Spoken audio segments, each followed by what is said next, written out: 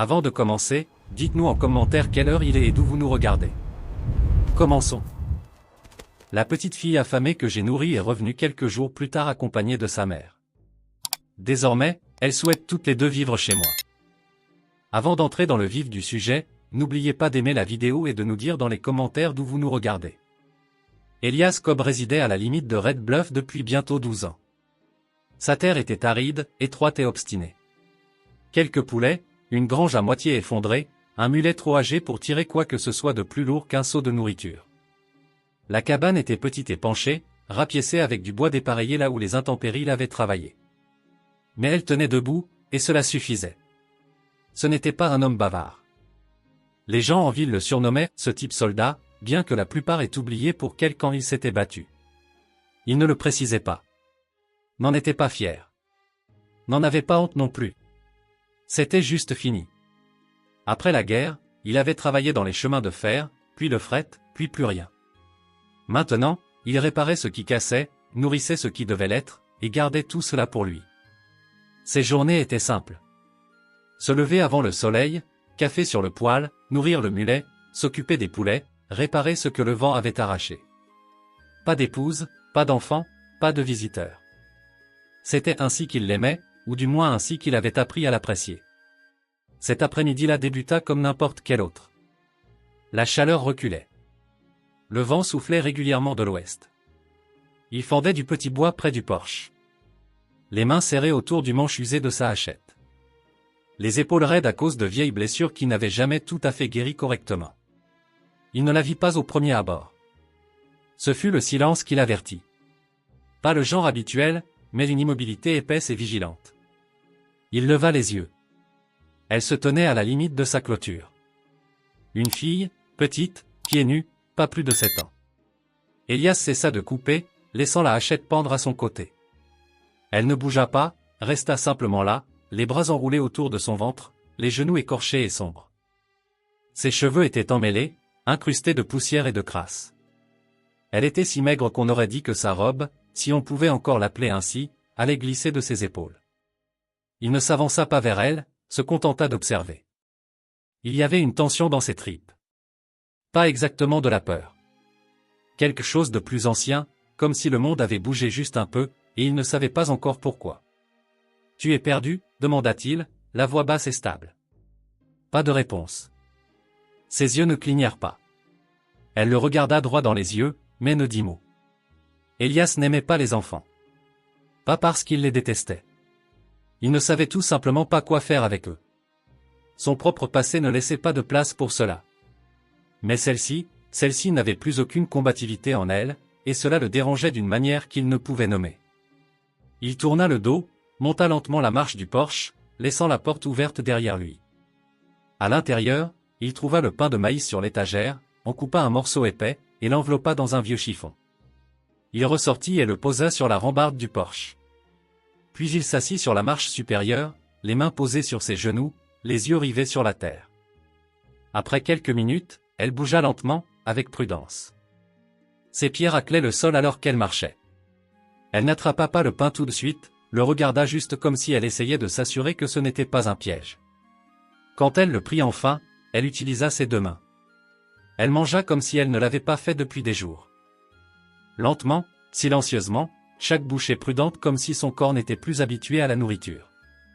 Il ne parla pas, resta juste assis à la regarder manger. Quand elle eut fini, il se leva, retourna à l'intérieur, et revint avec une couverture qu'il tendit dans sa direction. Elle hésita, puis s'avança et la prit. Elle ne dit pas merci. N'en avait pas besoin. Il fit un signe de tête vers le coin du porche, un endroit abrité du vent, à moitié caché derrière un tonneau de pluie. Elle se recroquevilla là, les bras autour d'elle-même, les yeux ouverts. Elias ne demanda pas d'où elle venait. Il se disait que si elle voulait être partie le matin, elle le serait. Et sinon, eh bien, il aviserait à ce moment-là. Il ferma la porte, la verrouilla, et s'assit dans son fauteuil près du poêle. Il garda ses bottes, son pistolet à proximité juste au cas où. Il ne dormit pas cette nuit-là. Pas vraiment.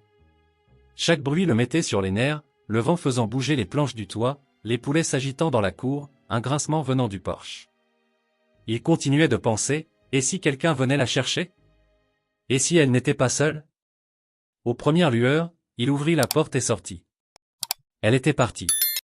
La couverture pliée proprement sur la marche. Aucun signe d'elle dans la cour ou au-delà d'une clôture. Il resta là un long moment, grattant sa barbe, les yeux plissés vers l'espace vide où elle s'était tenue. Une partie de lui pensait que c'était la fin de l'histoire. Juste une visite étrange, une enfant affamée de passage. Pourtant, il garda la couverture pliée près de la porte. Il ne savait pas pourquoi. Les jours suivants furent plus calmes que d'habitude. Pas en termes de son, le vent sifflait toujours, le mulet brayait toujours, mais en ressenti. Elias se surprit à regarder par la fenêtre plus d'une fois, écoutant le bruit de petits pas, se questionnant. Ce fut le 3e jour qu'elles revinrent. Il était près du poulailler, jetant du grain, lorsque le mulet commença à s'ébrouer. Il leva les yeux, plissant les paupières dans la lumière déclinante. 2 silhouettes cette fois, la fille, même robe tachée de terre, mêmes yeux obstinés, et à côté d'elle, une femme. Elle bougeait lentement, une main posée doucement sur l'épaule de la fillette. Ses vêtements pendaient lâchement sur sa charpente. Des cheveux blonds attachés grossièrement en arrière. Son visage était tiré, les joues creusées, mais ses yeux étaient vifs, fatigués, mais alertes. Elle se tenait avec la posture de quelqu'un habitué au refus, et qui s'y préparait déjà. « Nous ne cherchons pas la charité », déclara la femme. Sa voix ne vacillait pas, juste un endroit où nous pouvons cesser de fuir. Elias l'étudia. Il garda le silence un long moment. Il remarqua les marques sombres sous son col. La façon dont sa main tressaillait imperceptiblement lorsque le vent tournait. Là, il ne connaissait pas encore son nom, mais c'est ainsi qu'il finirait par l'appeler, s'agrippait au flanc de la femme comme si elle ne formait qu'un seul corps. Il songea au porche, à la cabane vide, à la couverture. Il la regarda droit dans les yeux. Puis il pivota, marcha vers la masure et ouvrit la porte en grand. Il ne prononça pas un mot, la laissant simplement béante derrière lui. La première chose que May remarqua en franchissant le seuil fut la chaleur. Pas seulement celle émanant du feu et du poêle, bien que cela aidât. C'était le genre de chaleur qui provenait d'un lieu habité, usé de la bonne manière. Le plancher en bois gémissait sous ses bottes. Une chaise au dossier droit trônait près de l'âtre, son coussin délavé par le soleil. Une couverture pliée reposait sur le bord du lit dans le coin. L'air sentait la fumée, la terre et quelque chose qui avait mijoté doucement pendant des heures, peut-être des haricots. Elias ne la regarda pas entrer. Il se tenait près du fourneau, déplaçant une marmite à l'aide d'un chiffon épais. La petite, Laï, suivait sa mère, cramponnée à sa jupe, mais scrutant les alentours avec des yeux grands et perçants. Elle ne semblait pas effrayée, juste alerte, comme si elle analysait déjà la disposition des lieux au cas où il faudrait courir à nouveau. Mais marqua une hésitation près de la porte. Nous ne resterons pas longtemps. Juste besoin de nous reposer un peu. Elias ne répondit pas. Il disposa 3 bols. Il ne demanda pas si elles étaient affamées. Il le savait. Elles s'installèrent à la table. Mais, raide sur sa chaise, Laï perchée au bord de la sienne, les pieds se balançant au-dessus du sol. La nourriture était rudimentaire. Des haricots, du pain dur et du café contenant trop de marc. Mais aucune d'elles ne se plaignit. Laï mangeait comme si elle essayait de le dissimuler, comme si elle ne voulait pas qu'on remarque à quel point elle en avait besoin. Mais mangeait plus lentement, la mâchoire contractée, jetant des coups d'œil vers la porte de temps à autre. Après le souper, Elias se leva et débarrassa la vaisselle sans un mot. Mais intervint pour aider presque par réflexe et il ne l'arrêta pas. Elle récura les bols dans la bassine, les mains rougies par l'eau froide, les manches retroussées jusqu'au coude. Cela semblait étrange, presque normal. Elle se surprit à fredonner avant de s'interrompre brusquement. Il n'y avait que 2 couchages, un lit étroit près du feu et un tas d'épaisses courtes pointes à même le sol près du poêle. Elias déroula une autre couverture et l'étala sans faire d'histoire. Les yeux de Laï s'illuminèrent en la voyant. Pas parce qu'elle était douce ou neuve, mais parce qu'elle était propre, chaude et signifiait qu'elle n'avait pas à dormir dehors. Alors que le feu se réduisait en braise, mais parla de nouveau, la voix basse. « Vous avez une femme » Elias secoua la tête une fois. « Des enfants » Non. Elle n'insista pas, hocha juste la tête et tira Laï contre son flanc. Elles restèrent ainsi près du feu un moment, sans rien dire. La fille posa sa tête sur l'épaule de May, les paupières lourdes. Elias, assis dans sa chaise habituelle, regardait les flammes danser. Il ne demanda pas d'où elle venait, mais son esprit assemblait les pièces. Les bleus, la crasse, la façon dont elle marchait comme si son dos la faisait souffrir à des endroits trop souvent frappés. La façon dont elle évitait les miroirs, le silence entre elle et sa fille, rempli d'une sorte de compréhension mutuelle qui se passait de mots. À un moment donné, mais dit calmement, nous venons de Baker Ridge. L'homme là-bas n'est pas quelqu'un près de qui on pouvait rester. C'était tout. Elias ne demanda pas de nom. Il n'en avait pas besoin. Plus tard cette nuit-là, bien après que Laï se fût endormie sous la courte pointe, mais s'assit au bord de son lit de fortune, écartant les boucles du front de la fillette. Elias était toujours près du feu. Il n'avait pas bougé.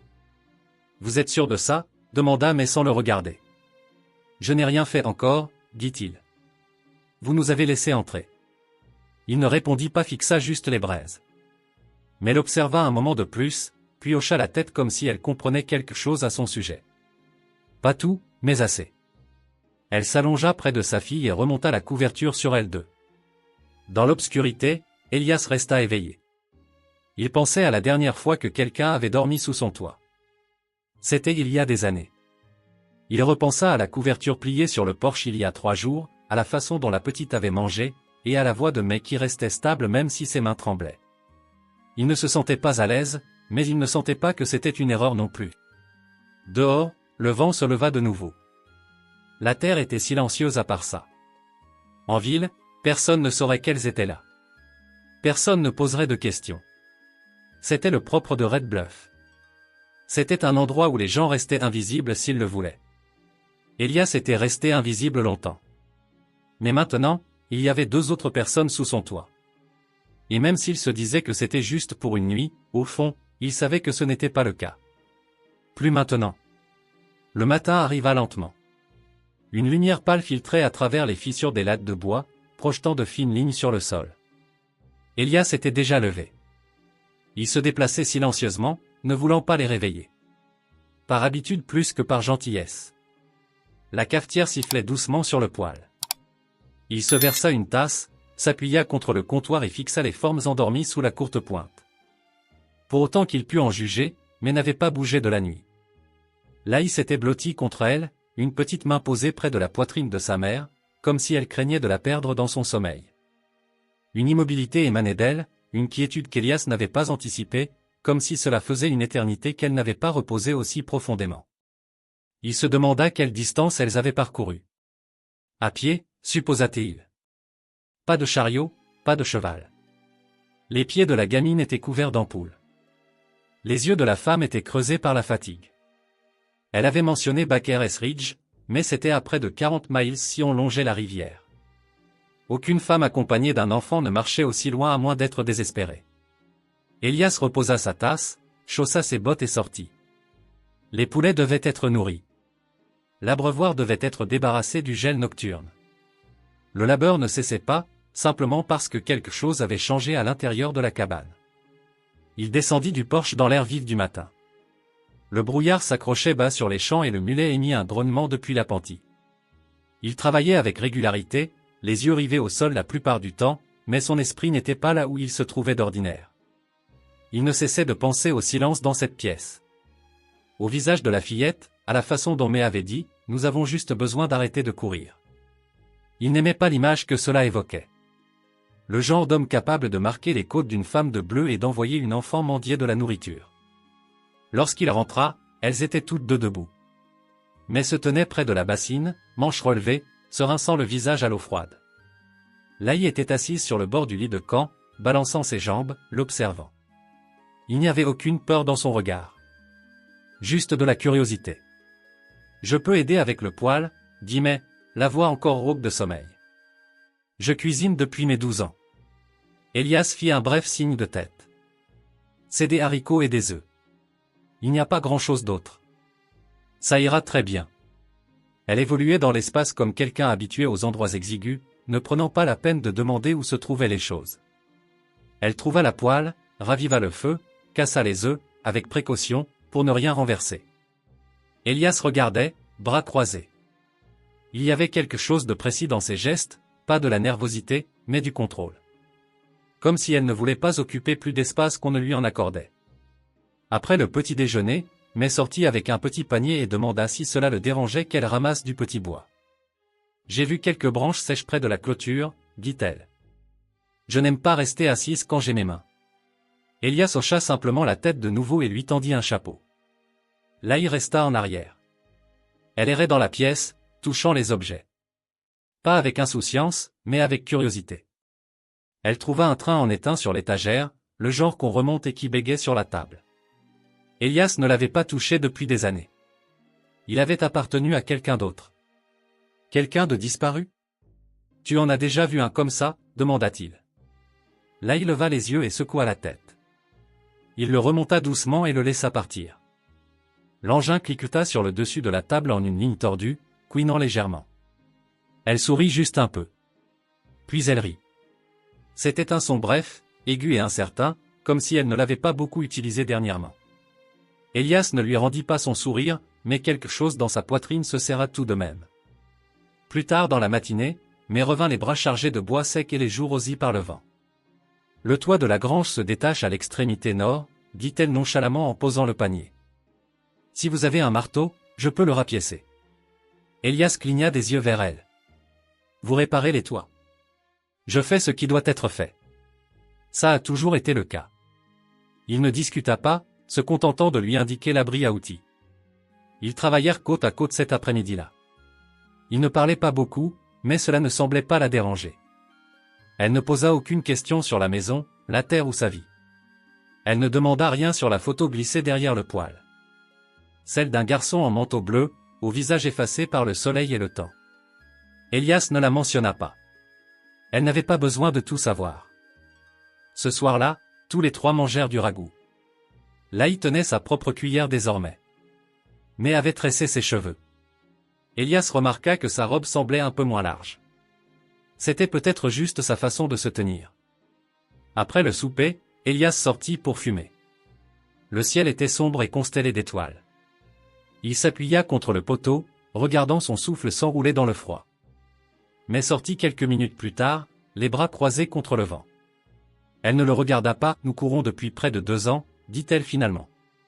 Chaque fois que je pense que nous sommes en sécurité, quelque chose se brise. Une porte, un homme, un mensonge que je ne peux plus tenir.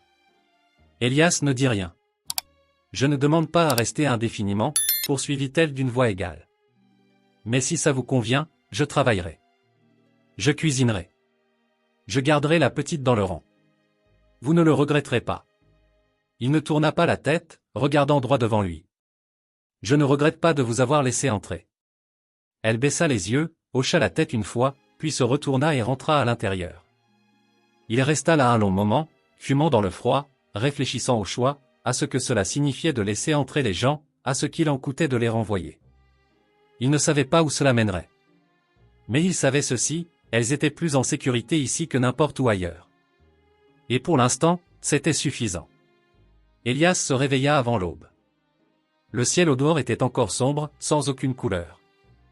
L'air froid stagnait à l'intérieur de la cabane, assez épais pour qu'on puisse voir son souffle. Il ranima le feu. Posa la bouilloire sur le dessus et ne fit aucun autre bruit. Il bougeait plus lentement ces jours-ci, non pas à cause de l'âge, mais par habitude. Cette sorte de lenteur qui s'installe quand on a de compte à rendre à personne. Mais soudain, il y eut du bruit derrière lui, le froissement des courtes pointes, une petite toux, un léger bâillement, ce genre de bruit discret qui n'avait pas résonné dans cette maison depuis des années. Laï s'assit sur sa couche, les cheveux en bataille et les yeux clignotant face à la faible lumière. Mais suivit un instant plus tard, se massant le cou comme s'il était endolori d'avoir dormi à nouveau sur le sol. Elias servit 3 tasses de café, bien que celle de Laï fût allongée avec du lait chaud. Mais acquiesça devant ce geste, mais ne dit pas merci. Elle n'en avait pas besoin. C'était la première fois qu'elle semblait moins sur le qui-vive depuis son arrivée. Après le petit déjeuner, May sortit et commença à tirer de l'eau du puits sans qu'on le lui demande. Ses mains étaient rougies par le froid, mais elle ne se plaignit pas. Elias l'observa un moment depuis le porche, puis saisit ses gants et la rejoignit à mi-chemin. Ils travaillèrent en silence. Elle passait les seaux. Il les versait dans l'abreuvoir. « Vous comptez rester pour l'hiver » demanda-t-il soudainement, se surprenant lui-même plus qu'elle. Mais ne répondit pas tout de suite. « Ça dépend de vous. » Il fit un bref signe de tête et ce fut tout ce qu'ils dirent. Plus tard dans la matinée, May trouva une pile de chutes de tissu rangée dans un vieux coffre sous le lit de camp. Elle demanda si elle pouvait coudre des rideaux pour la fenêtre au-dessus de l'évier. Elias haussa les épaules. Il n'utilisait pas beaucoup cette fenêtre, mais il dit oui. Elle passa la majeure partie de l'après-midi à couper et à coudre à la table pendant que Laï somnolait, recroquevillé près du poêle. Elias travaillait dehors, réparant la clôture, mais son esprit revenait sans cesse à la façon dont la maison avait changé. Il y avait un rythme maintenant, quelqu'un qui fredonnait doucement, une marmite qui bouillonnait sur le fourneau, le son doux de deux personnes respirant régulièrement dans leur sommeil. Il n'avait pas voulu laisser cela arriver, mais cela se produisait tout de même. Ce soir-là, après le souper, Laï s'assit sur la marche à l'extérieur de la cabane, les jambes ballantes. Elias sortit un seau d'eau et un chiffon, lui faisant signe d'approcher. Elle leva les yeux, prudente.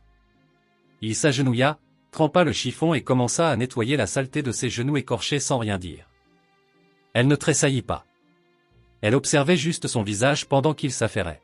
« Tu as eu ça en tombant » demanda-t-il calmement. Elle hocha la tête. « En courant. »« Vous avez couru loin. » Elle hocha de nouveau la tête, puis baissa les yeux. « Maman a dit, ne t'arrête pas, quoi qu'il arrive, point. » La mâchoire d'Elias se contracta. Il n'insista pas. Il sécha simplement son genou en tapotant et se leva pour rentrer. Mais avait interrompu sa couture. Elle avait entendu. Elle observait, elle aussi. Cette nuit-là, après que Laï se fut endormie, mais resta à la table pour raccommoder une des vieilles chemises d'Elias. Elle ne demanda pas la permission, la piocha simplement dans la pile et se mit au travail. Elias se tenait près du feu, les bras croisés, les yeux sur les flammes. Que s'est-il passé à Baker Ridge? Cela lui fit lever la tête. L'homme avec qui je vivais avait un insigne, mais pas le genre qui signifiait grand-chose. La ville ne posait pas de questions. J'ai arrêté d'essayer de lui répondre. C'est le père de la petite? Elle secoua la tête. Non. Elias acquiesça, assimilant l'information. Mais continua de coudre. Vous aviez quelqu'un ici avant nous? Un frère, dit Elias d'une voix plate. La guerre l'a pris. Le reste m'a pris moi. Elle posa la chemise, le fil pendant encore. Vous ne nous devez rien. Je sais, mais vous ne nous avez pas mises dehors non plus. Je sais ça aussi. Il y eut un long silence entre eux. Pas froid, juste plein de sens. Elias s'assit en face d'elle, ses mains rugueuses contre le bord de la table. Vous comptez partir? Demanda-t-il. Mais l'étudia. Je n'ai nulle part ailleurs où aller. Il hocha la tête. Alors ne partez pas.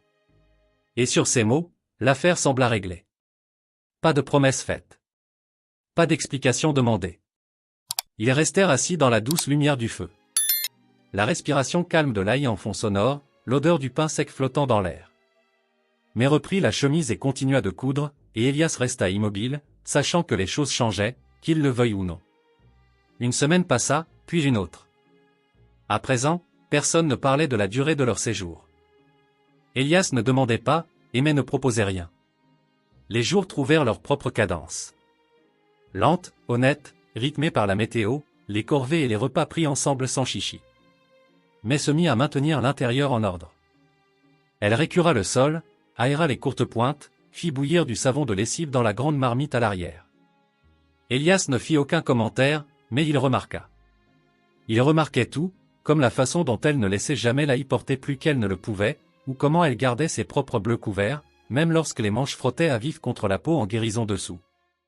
Laï avait changé, elle aussi. Elle courait maintenant, poursuivant les poulets pieds nus à travers la cour, ramassant les œufs le matin avec des mains prudentes. Son rire venait plus facilement, ses silences étaient moins pesants. Le soir, elle se pelotonnait près du poêle avec un livre en lambeaux que May avait tiré de l'étagère d'Elias. Elle ne savait pas encore lire, mais May prononçait les mots lentement et régulièrement jusqu'à ce que Laï s'endorme sur son épaule. C'était devenu un rituel nocturne. Elias commença à laisser la porte non verrouillée.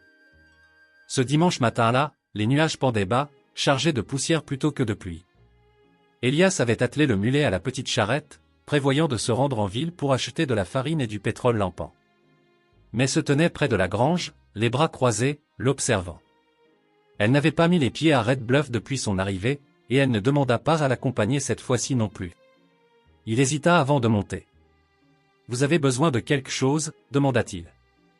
Elle jeta un coup d'œil vers la cabane. « On a ce qu'il faut. Vous n'êtes pas obligé de dire qui nous sommes. » Il fit un bref signe de tête. « Je ne le ferai pas. » Laï fit un signe de la main depuis le porche, serrant une poupée usée qu'elles avaient trouvée dans les chevrons de la grange. Elias leva la main en retour, puis incita le mulet à avancer.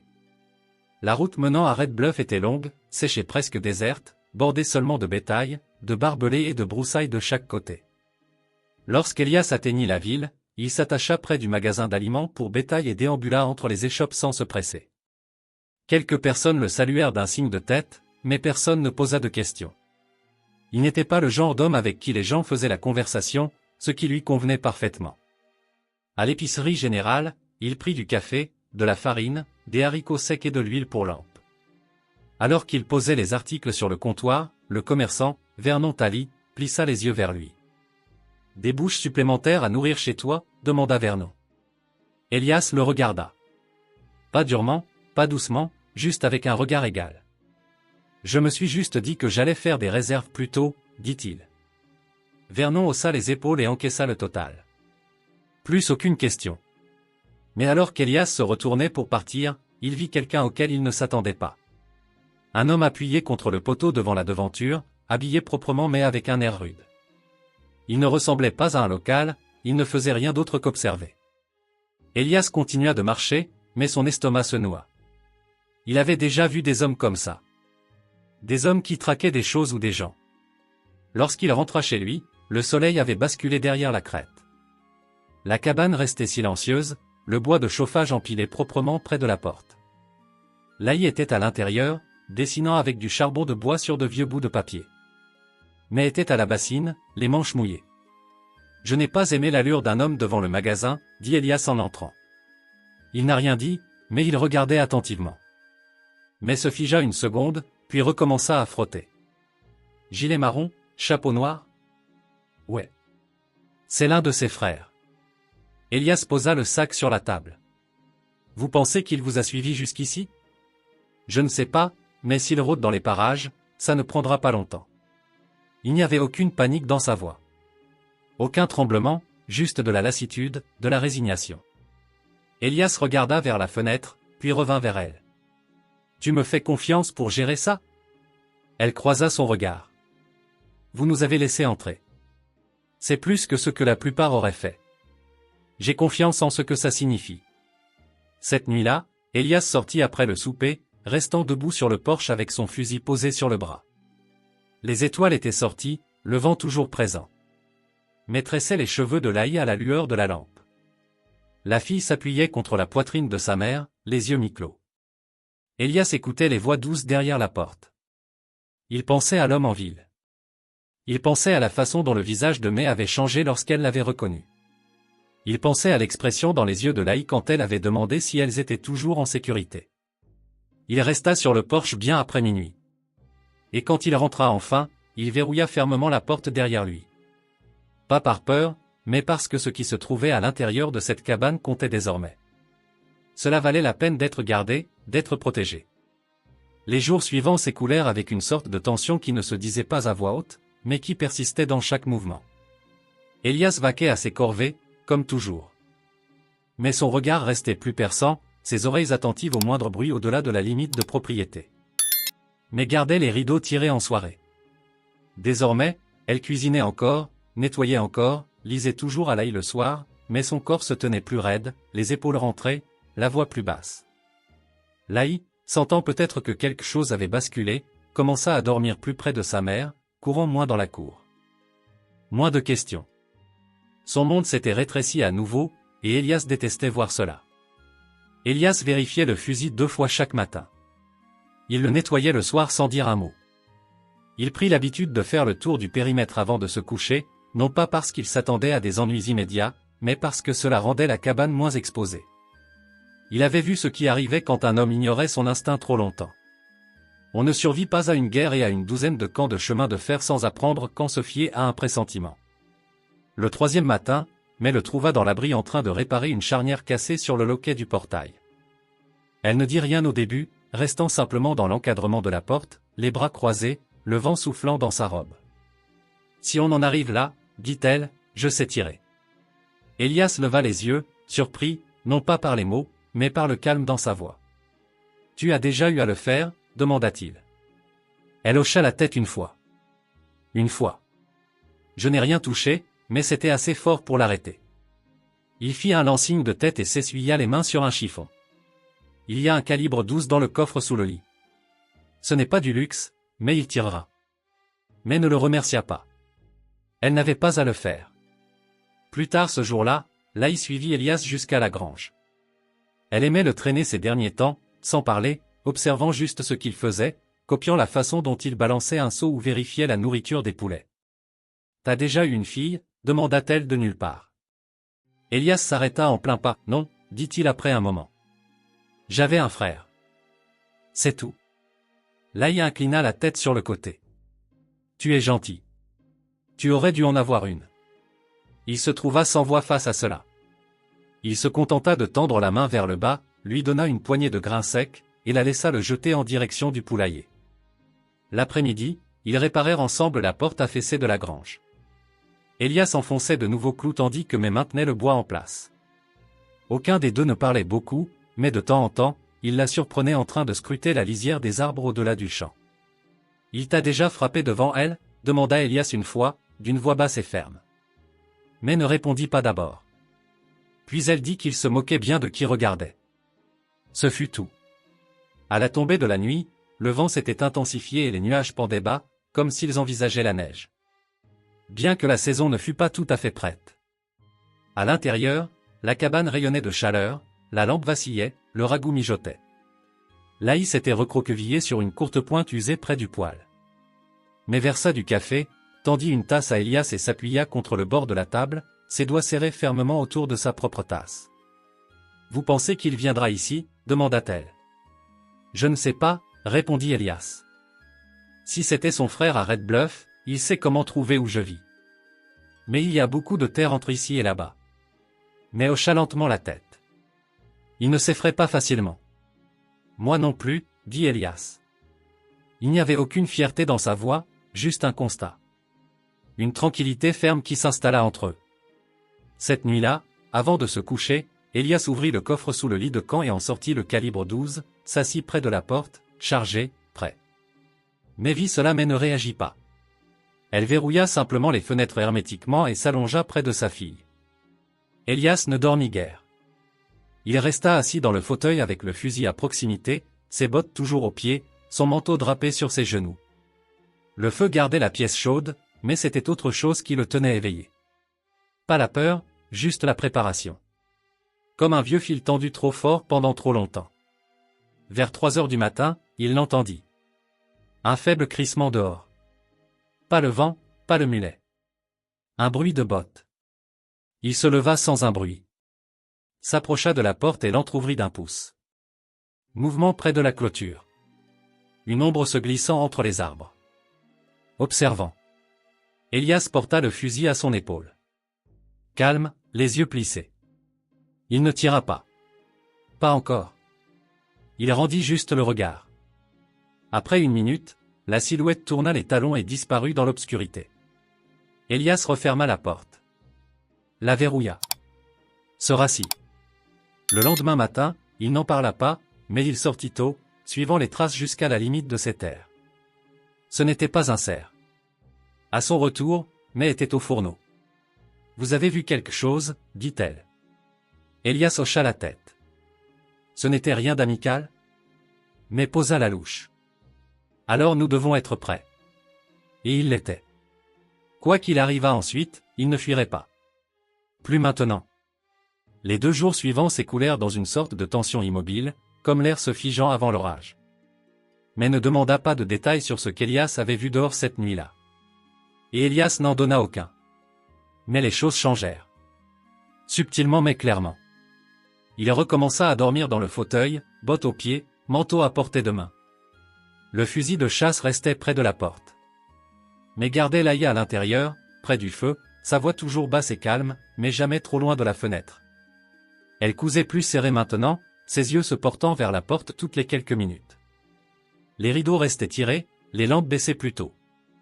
Le silence à l'intérieur de la cabane s'approfondit, non pas de peur, mais d'une résolution tranquille. Elias passait la plupart de son temps dehors, effectuant des corvées qui n'étaient pas vraiment nécessaires, parcourant la ligne de clôture plus d'une fois, vérifiant la pente arrière où les broussailles s'épaississaient. Il colmatait des brèches qui étaient là depuis des années mais qui n'avaient pas eu d'importance jusqu'à présent. Il empila du bois supplémentaire près de la porte. Il en coupa plus que nécessaire. Il ne parlait pas de partir. Cela ne fut jamais mentionné. Mais ne suggéra pas une seule fois de faire les bagages. Elle fit 3 miches de pain ce deuxième jour et sala le peu de porc qu'ils avaient. Elle ne dit pas pourquoi, et Elias ne posa pas la question. Cet après-midi-là, alors que le vent forcissait et que l'air devenait plus froid, Elias emmena Laï dehors pour une courte promenade le long du périmètre. Elle n'avait pas dépassé le poulailler depuis quelques jours, et la cabane commençait à devenir trop petite pour elle. Elle restait proche, ses petites bottes crissant sur l'herbe sèche, ses moufles trop grandes glissant de ses mains. Elle ne parlait pas beaucoup, mais quand elle levait les yeux vers lui, ce n'était pas avec peur. C'était quelque chose de plus proche de la curiosité. « Pourquoi tu nous aides » demanda-t-elle, d'une voix petite mais claire. Elias ne répondit pas tout de suite. Il baissa les yeux vers elle, puis regarda de nouveau à travers le champ. « Vous êtes arrivés » dit-il. « Ça ne semblait pas juste de vous renvoyer. »« D'autres gens l'ont fait » dit-elle. Il fit un lent signe de tête. Certaines personnes oublient ce que c'est que d'être blessé. Laï ne dit rien après cela. Elle glissa simplement sa main dans la sienne sans demander. Et ils marchèrent le reste du chemin ainsi. Ce soir-là, May alluma le feu tôt. Elle se frotta les poignets, la peau encore légèrement marquée sous les manches. Quand Elias entra, époussetant le froid de ses épaules, elle se tourna et demanda « Vous avez déjà perdu quelqu'un de proche ?» Il s'arrêta, laissant la porte se refermer derrière lui. « Un frère. Il s'appelait Daniel. Il est mort la 2e année de la guerre. Sur le même champ de bataille que moi. Je n'ai pas pu l'atteindre à temps. » Mais hocha la tête comme si elle s'était attendue à quelque chose de ce genre. « J'ai perdu ma sœur, » dit-elle. La fièvre l'a emportée quand nous étions fillettes. Après cela, il n'y eut que moi et notre mère pendant une longue période. Puis, même plus cela. Aucun des deux ne prononça un mot pendant un moment. « Vous pensez que ça arrivera ce soir » demanda-t-elle. Elias fit un mouvement d'épaule. « Ça pourrait être demain. Ou peut-être pas du tout, mais quelqu'un là-dehors nous observe. Ça, j'en suis certain. » Mais s'avança vers la table et s'assit avec lenteur. « Je préférerais qu'il vienne et qu'on en finisse une bonne fois pour toutes. »« Il le fera » affirma Elias d'une voix basse mais assurée. « Et nous serons prêts. » Cette nuit-là, Elias nettoya à nouveau le fusil de chasse. Il tendit à May un petit revolver, une arme qu'il n'avait pas utilisée depuis des années. Elle vérifia le barillet sans la moindre hésitation, puis le glissa dans une poche de son manteau. Laï dormit toute la nuit, enveloppée dans une courte pointe tel un cocon, la poupée toujours serrée contre elle. Mais ne dormit pas. Elle resta assise près du poêle, fixant les flammes, les yeux grands ouverts, le corps immobile. Lorsqu'Elias lui proposa le lit de camp, elle secoua la tête. « Je ne me reposerai pas tant que je ne saurai pas qu'elle est en sécurité. » Elias n'essaya pas de la dissuader. Il tira sa chaise à côté de la sienne, assez près pour partager la chaleur du foyer. Ils restèrent ainsi durant les longues heures obscures, écoutant le vent, le craquement du bois et les silences entre les bruits. Ils ne parlèrent pas. Ils attendaient simplement, et quoi qu'il dût arriver, ils y feraient face ensemble. Le vent était tombé quelque temps avant l'aube, mais le froid demeurait pesant. Le givre s'accrochait aux vitres en fine veinure. Elias était assis près de la porte, le fusil reposant sur ses genoux. Ses bottes n'avaient pas quitté le sol de la nuit. Mais étaient assises non loin, les coudes sur les cuisses, les doigts entrelacés, les yeux rougis d'avoir trop longtemps fixé la lueur orangée du poêle. Il ne parlait pas, se contentant d'écouter. Le silence était différent à présent. Plus dense, pas paisible, mais vigilant. Laï dormait sous une pile de couvertures sur le lit de camp, les cheveux collés à sa joue. De temps à autre, elle remuait, laissant échapper de courts soupirs avant de se blottir davantage contre la poupée coincée sous son bras. Il était un peu plus de 5 heures lorsque le premier bruit survint. Un grincement dehors, délibéré, quelque chose se déplaçant sous un poids, ni le vent, ni le mulet. Elias se leva lentement. Il se dirigea vers la fenêtre sans faire de bruit et écarta le rideau de 2 doigts. La lumière matinale dessinait la silhouette d'un individu à l'angle de la grange. Un long manteau, un chapeau sombre rabattu bas. Un fusil en bandoulière sur une épaule. Elias se tourna vers May. Il est là. May se leva, déjà stable sur ses jambes. Elle enfila son manteau et glissa la main dans sa poche. Le revolver y était. Elle ne posa pas de questions. Elle vérifia simplement la chambre comme si c'était une seconde nature, puis regarda vers l'endroit où sa fille reposait. « Je vais la garder allongée derrière le poêle, » dit-elle. Elias acquiesça. Il sortit avant que l'homme n'atteigne le porche. Le froid frappa ses poumons de plein fouet. Ses bottes raclaient le givre du sol alors qu'il avançait. L'homme près de la grange se retourna en entendant la porte, puis commença à marcher vers la maison d'un pas lent et confiant. Ils se rencontrèrent à mi-chemin, près du puits, là où le sol était aplani et où les arbres s'écartaient. « Vous êtes Elias Cobb ?» demanda l'homme. « C'est moi.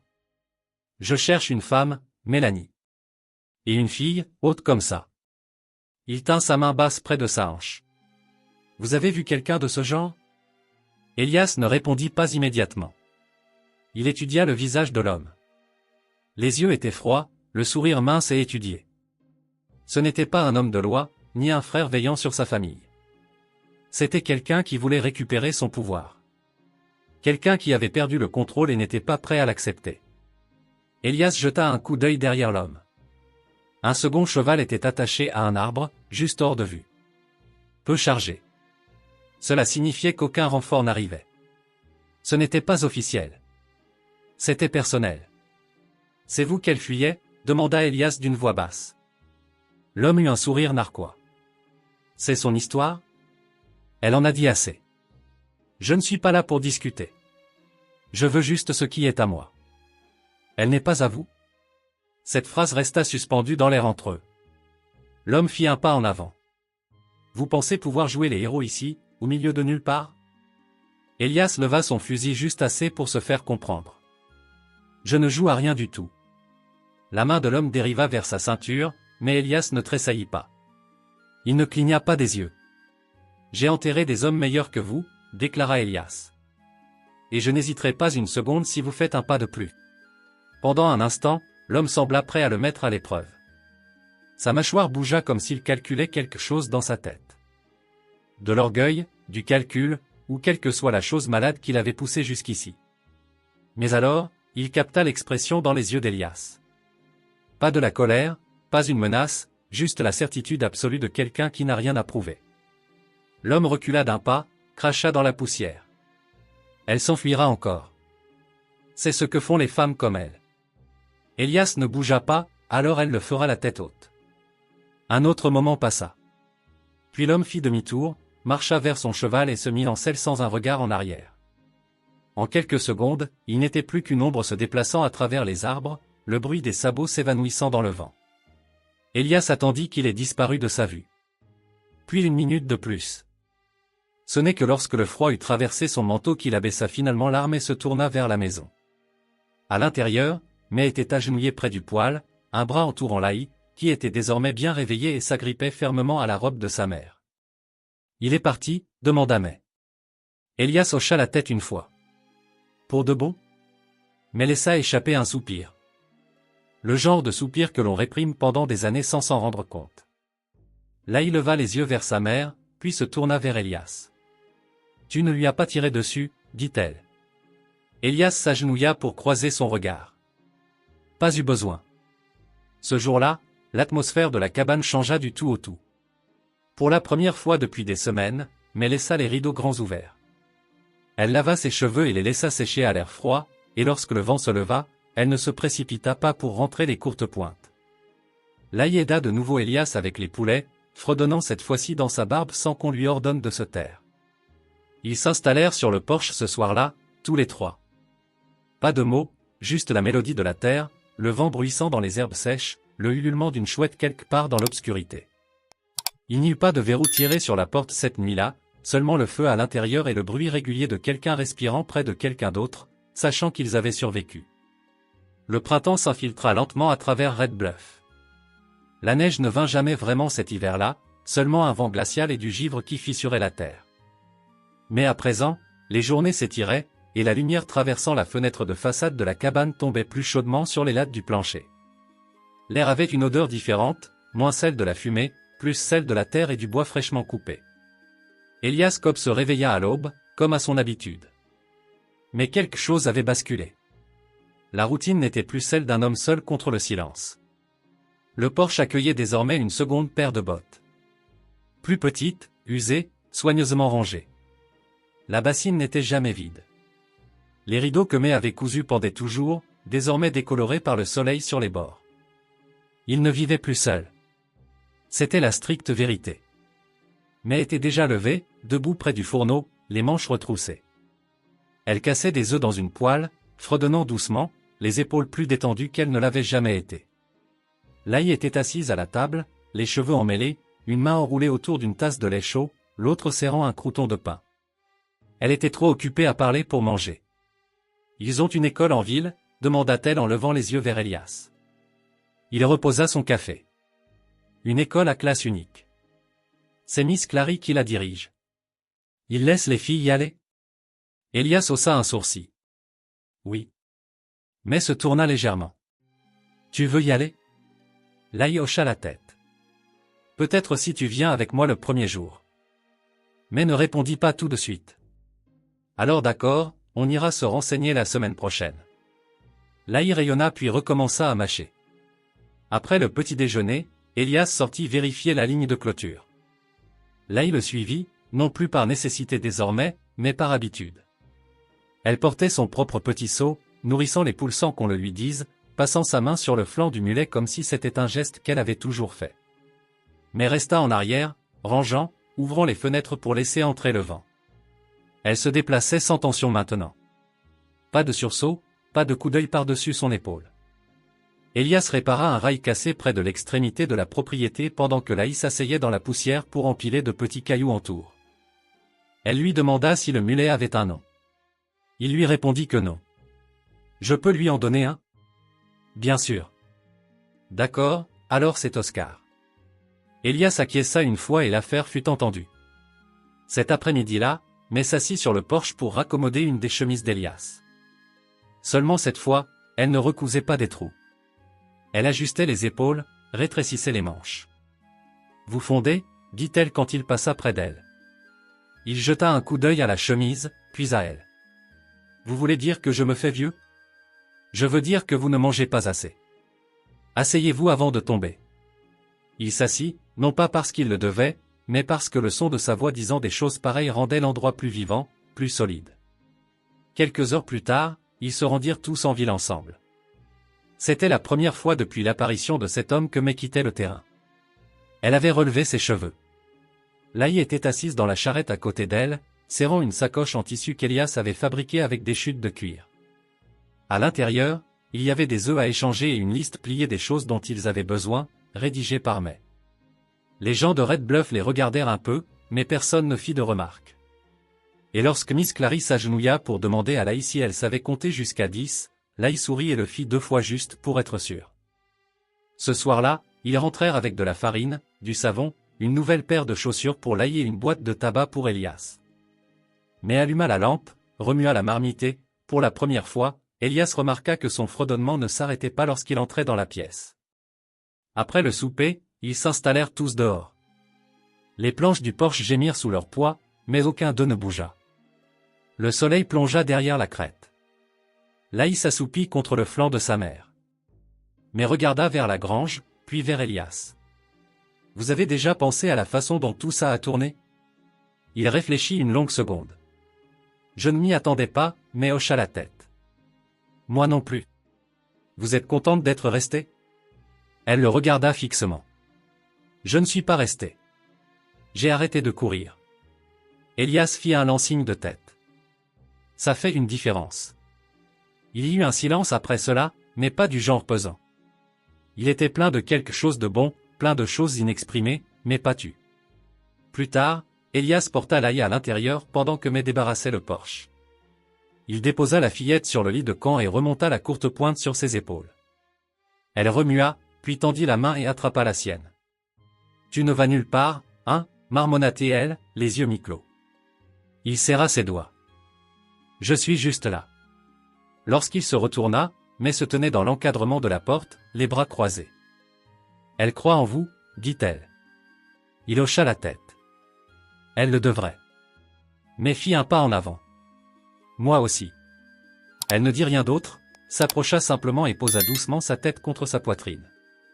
Il ne parla pas, resta juste là, les bras autour d'elle, le cœur battant régulièrement, comme s'il avait attendu que ce poids s'y installe depuis des années. Dehors, la nuit était immobile. Et à l'intérieur de la cabane, ils étaient chez eux. Tous les trois. Plus de fuite, plus de peur, juste une vie simple et stable, faite pour rester.